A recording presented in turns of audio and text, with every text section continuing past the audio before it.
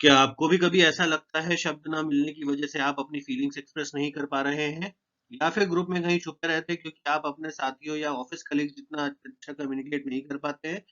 या फिर आप किसी ग्रुप डिस्कशन या इंटरव्यू की तैयारी कर रहे हैं?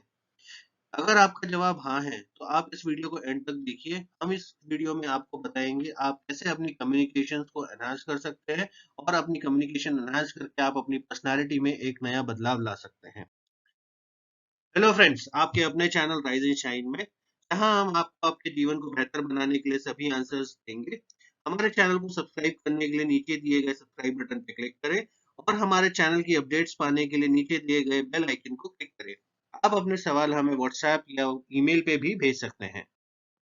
हमने हमारी पुरानी वीडियो पर्सनालिटी डेवलपमेंट में आपको बताया था आज 5 एलिमेंट्स ऑफ पर्सनालिटी डेवलपमेंट, जिसमें से पहला एलिमेंट है कम्युनिकेशन, जिसकी आज हम बात करेंगे। सेकंड एलिमेंट है इमोशनल इंटेलिजेंस, जिसमें हमने आपको बताया था कि आपकी आईक्यू के साथ साथ आपके इमोशंस मिला के बनता है इमोशनल इंटेलिजेंस, और वो कितना जरूरी है आज की कॉर्पोरेट लाइफ और नॉर्मल लाइफ के लिए। थर्ड एलिमेंट आता है body language and power dressing. Obviously ये बॉडी लैंग्वेज और पावर ड्रेसिंग आपकी पर्सनल प्रोफेशनल लाइफ के लिए बहुत इंपॉर्टेंट है। आप कैसा दिखते हैं, कैसा बोलते हैं, कैसे बिहेव करते हैं, ये सारी चीज से आपकी पर्सनालिटी रिफ्लेक्ट होती है। फोर्थ पॉइंट आता है कॉन्फिडेंस। कॉन्फिडेंस में हम बताएंगे आपको कि आप जब भी किसी से बात करें तो आपको कैसे कॉन्फिडेंटली सारे पॉइंट्स रखने हैं और वो कॉन्फिडेंस लाने के लिए आपको क्या करना होगा और कैसे करना होगा। फिफ्थ पॉइंट आता है जो कि बहुत इंपॉर्टेंट है, which is time management. Time management में हम आपको बताएंगे किस तरीके से आप अपना टाइम ऑप्टिमाइज करके अपने प्रोफेशनल लाइफ और पर्सनल लाइफ को बैलेंस कर सकते हैं, जो कि आज की सबसे बड़ी प्रॉब्लम है वर्किंग क्लास के लिए। तो फ्रेंड्स, स्टार्ट करते हैं कम्युनिकेशन से। आज के सेशन में हम जानेंगे कम्युनिकेशन होता क्या है, कम्युनिकेशन कितने टाइप के होते हैं, कम्युनिकेशन इंपॉर्टेंट क्यों होता है, कम्युनिकेशन के 7 C's क्या होते हैं जिनका हमें ध्यान रखना होता है, और वो 7 C's को हम अपनी कम्युनिकेशन में कैसे यूज कर सकते हैं, कैसे हम अपनी कम्युनिकेशन को उन सीज सारे 7 C's को यूज करते हुए अपनी कम्युनिकेशन बेटर करते हुए एनहांस कर सकते हैं, जिससे हमारी पर्सनालिटी निखर के सामने आए। तो फ्रेंड्स, स्टार्ट करते हैं हम कम्युनिकेशन से। कम्युनिकेशन की डेफिनेशन होती क्या है, कम्युनिकेशन होता क्या है? जब भी हम किसी से बात करते हैं, किसी से कुछ बोलते हैं, किसी को कुछ समझाते हैं, तो उसके लिए हम या तो लिख के उसे कुछ समझाते हैं, कुछ बोल के समझाते हैं, या इशारों से समझाते हैं, या फिर हम उसे सुनते हैं, कोई कुछ बोलता है तो हम सुनते हैं। तो ये सारी एक्टिविटीज को मिला के बोलते हैं कम्युनिकेशन कंप्लीट होना। तो अगर आप किसी को कुछ बोलते हो, कुछ इशारों से इशारा करते हो, या किसी को आप लिख के कुछ लेटर देते हो, that is communication in a very layman language. अगर मैं इसकी डेफिनेशन बताऊं तो ये होता है कि it's the ability to give and receive different kinds of information. ये एक डेफिनेशन है। बट अगर मैं आम लैंग्वेज, आम भाषा में बात करूं, तो जब भी आप कुछ किसी को किसी भी तरीके से बोलते हो, समझाते हो, वो होता है कम्युनिकेशन। तो अब बात करते हैं टाइप्स ऑफ कम्युनिकेशन की। पहला टाइप आता है वर्बल कम्युनिकेशन। जब भी आप अपनी वर्ड्स, अपने कम्युनिकेशन या अपने विचार किसी को बोल के समझाते हैं, उसे वो बोलते हैं वर्बल कम्युनिकेशन। सेकंड टाइप आता है नॉन वर्बल कम्युनिकेशन। इसे इशारों से समझाते हैं लोग, इसे आप बॉडी लैंग्वेज से कम्युनिकेट करते हैं। जैसे आप किसी से बात कर रहे हैं, किसी इंटरव्यू में बैठे हैं, आपकी हैंड मूवमेंट, आपकी आई कोऑर्डिनेशन, आपके एक्सप्रेशंस, ये सारी चीज होती है नॉन वर्बल कम्युनिकेशन। इसका बहुत अच्छा एग्जांपल है, अगर आप किसी ऐसी जगह जाते हैं जहाँ पे आपको किसी की लैंग्वेज नहीं आती है उस जगह में, तो आप क्या करते हैं, आप इशारों से उसे समझाते हैं, उससे पूछते हैं कि यार ये क्या है, या मुझे ये चीज लेनी है तो कैसे होगा, तो आप इशारा करके बताते हैं कि ये चीज के बारे में आप बात कर रहे हैं। थर्ड पॉइंट आता है रिटन कम्युनिकेशन। रिटन कम्युनिकेशन, जब भी आप किसी को ईमेल लिखते हैं, लेटर लिखते हैं, फॉर दैट मैटर आप सोशल पोस्ट डाल रहे हैं, या फिर आप ट्विटर पोस्ट डाल रहे हैं, या फिर आप इंस्टाग्राम स्टोरी बना रहे हैं, तो ये सारी आपकी रिटन कम्युनिकेशन हो गई। इसमें आप इतने अच्छे से उस कम्युनिकेशन को करने की कोशिश करेंगे कि जो भी इसको देख रहा है या जो भी इसको पढ़ रहा है उसका इंटरेस्ट बना रहे। फोर्थ पॉइंट आता है लिसनिंग। तो ये जो कम्युनिकेशन का पॉइंट है, बहुत इंपॉर्टेंट पॉइंट है।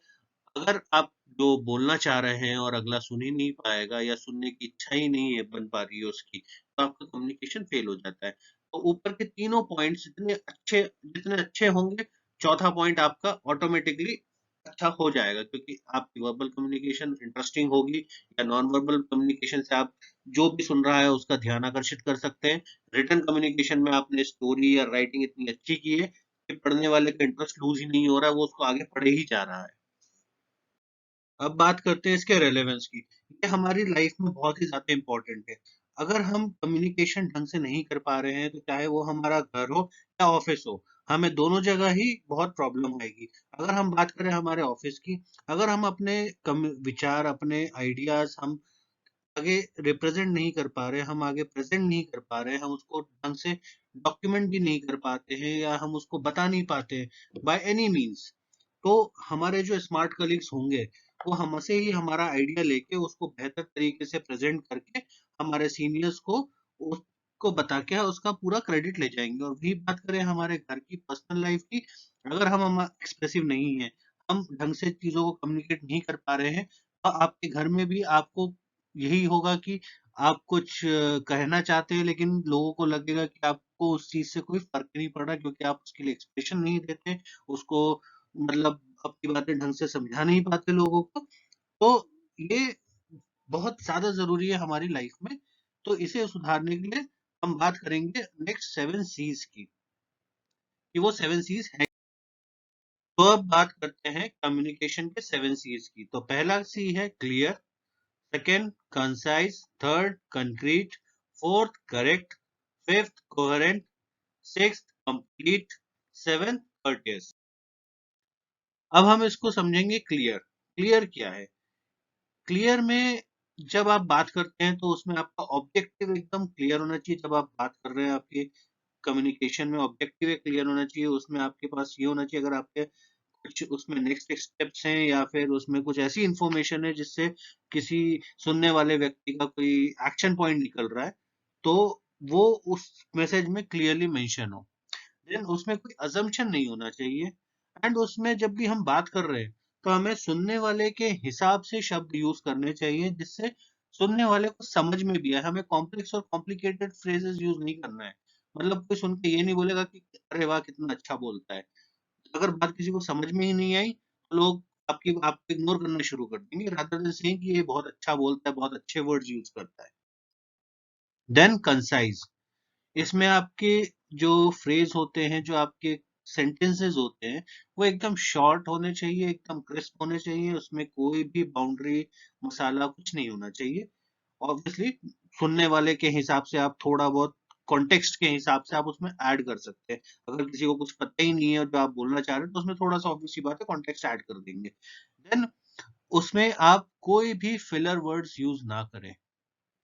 फिलर वर्ड्स वो होते हैं जहाँ पे आपकी बात में आप बोलते हैं अच्छा, जहाँ पे भी आप पॉज लेते हैं, वहां पे आप एक फिलर वर्ड यूज करते हैं। फिलर वर्ड कुछ भी हो सकते हैं, लाइक, जैसे कि, तो ये सारे फिलर वर्ड्स आप यूज ना करें। देन एकदम टू द पॉइंट बात रखें।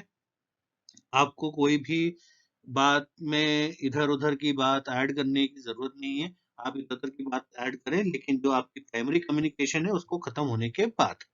और आप अपनी किसी भी फ्रेज़ को, किसी भी चीज़ को या किसी भी बात को रिपीट ना करें, जस्ट बिकॉज़ कि आपको उसे लंबा करना है।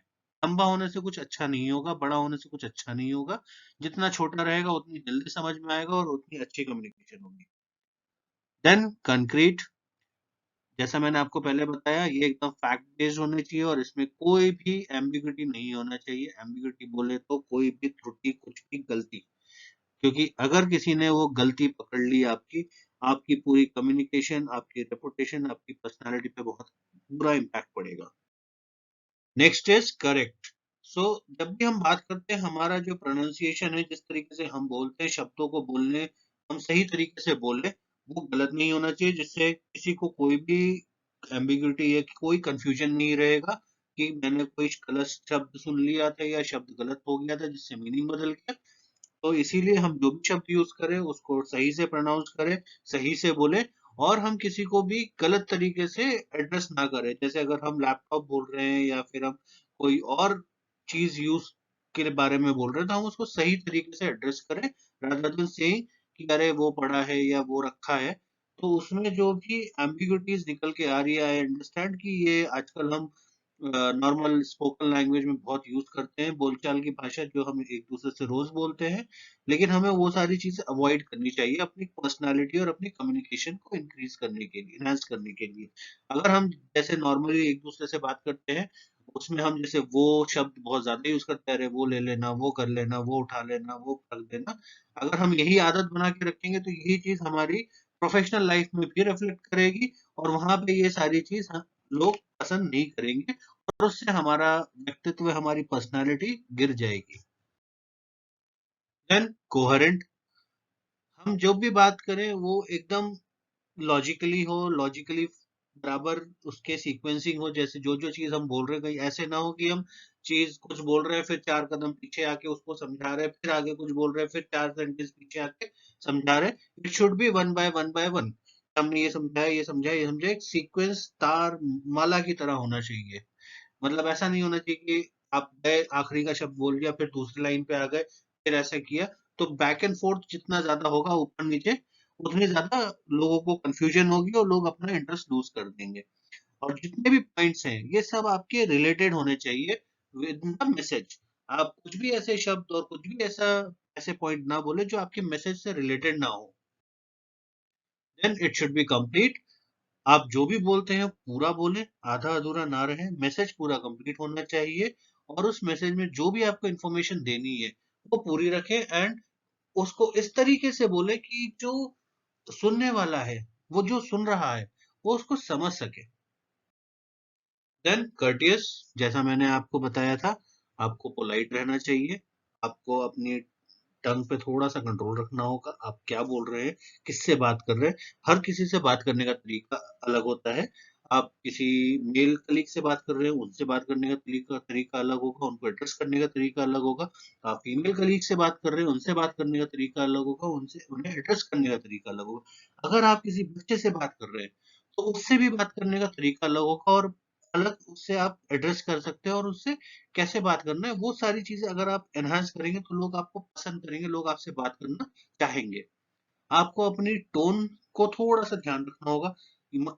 आदतन हम कभी कभी बिना ध्यान दिए या बेध्याने हम कुछ चीज जोर से बोल देते हैं या कुछ चीज धीरे बोल देते हैं।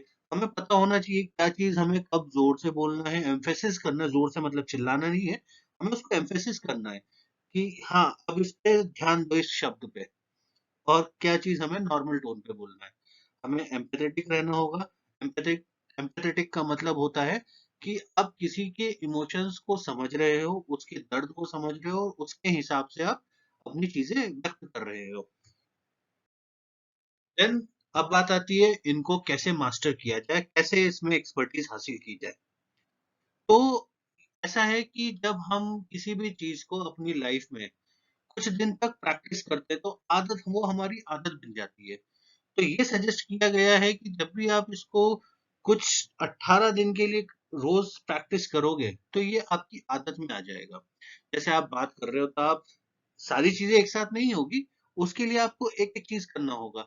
जैसे कि आपको जो भी एक इजी स्टार्ट पॉइंट लगता है, चाहे आप कंसाइज कर लो या चाहे आप कोहेरेंट कर लो, या फिर आप कुछ भी एक चीज उठा लो, लाइक क्लियर मैसेज ले लो, कुछ भी एक जो आपको लगता है कि हाँ ये बहुत इजी है, आप उसको स्टार्ट करो, उस पर वर्क करो, और उसको 18 दिन तक आप प्रैक्टिस करो। जैसे ही आप प्रैक्टिस करोगे 18 दिन के बाद वो आपकी आदत बन जाएगी और आप उस तरीके से बोलना शुरू करोगे।